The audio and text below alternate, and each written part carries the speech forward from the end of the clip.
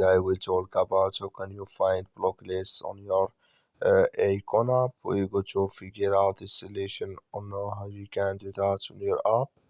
So you just follow these ways, then it's going to work with you.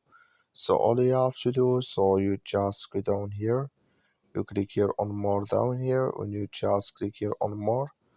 So then it's going to take you to this list. It's going to show for you like this. Then all you have to do now, you just click here on block list, just click on it here. So then it's going to take you to next step here. It's going to show for you like this. Then here you will find all block lists you have in this list. So like you see here, I have no one in my block list, but if you have anyone here, can you find it in this list on your Eyecon app? That's all you have to do. That's all. Thank you for watching. Don't forget to support us by liking, subscribe.